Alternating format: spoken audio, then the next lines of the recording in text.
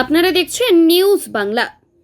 বাংলাদেশ থেকে ভারতে ঢুকে বিয়ে, শেষমেশ মন্দির বাজারে আটক যুবক।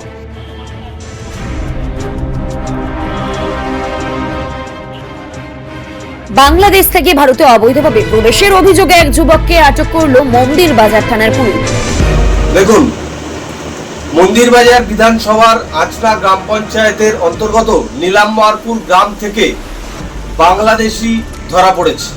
স্থানীয় সূত্রে আমরা জানতে পারি ওই বাংলাদেশির নাম রিফাত মিয়া। সে এখানে জামাই পরিচয় থাকছিল এবং এদের একটা বড় টিম, এই বাংলাদেশিদের টিম মন্দির বাজার বিধানসভার বিভিন্ন জায়গায়, বিশেষ করে সংখ্যালঘু অধ্যুষিত গ্রামে এরা লুকিয়ে রয়েছে, গা ঢাকা দিয়ে রয়েছে। ঘটনাটি দক্ষিণ 24 পরগনার মন্দির বাজার থানার নীলাম্বরপুর এলাকার। ধৃতের নাম রিফাত মিয়া, বয়স 28। অভিযোগ, তিনি বাংলাদেশের নাগরিক এবং দীর্ঘদিন ধরে এলাকায় বসবাস করছিলেন। স্থানীয় সূত্রে জানা গিয়েছে, আটক যুবক বাংলাদেশের ঢাকার টাঙ্গাইল এলাকার বাসিন্দা। অভিযোগ, প্রায় 1.5 বছর আগে জলপাইগুড়ি সীমান্ত এলাকা দিয়ে ভারতে প্রবেশ করে রিফাত মিয়া।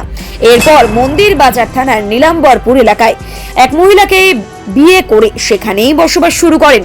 সোমবার গোপন সূত্রে খবর পেয়ে মন্দির বাজার থানার পুলিশ নীলাম্বরপুর এলাকায় অভিযান চালায়। সেখান থেকে এই রিফাত মিয়াকে আটক করা হয়। কিভাবে তিনি ভারতে প্রবেশ করেছিলেন, তার কাছে বৈধ নথিপত্র রয়েছে কিনা এবং এই ঘটনার সঙ্গে অন্য কেউ জড়িত রয়েছে কিনা তাও খতিয়ে দেখছে পুলিশ।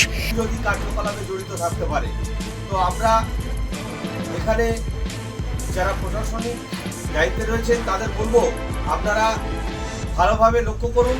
মন্দির বাজারে আরো অনেক এরকম বাংলাদেশি রয়েছে, যাদেরকে খুঁজে বের করুন এবং প্রয়োজনীয় আইনানুগ ব্যবস্থা নিয়ে তাদেরকে আমরা বাংলাদেশে ফেরত পাঠাতে চাই। ঘটনাকে কেন্দ্র করে এলাকায় চাঞ্চল্য ছড়িয়েছে।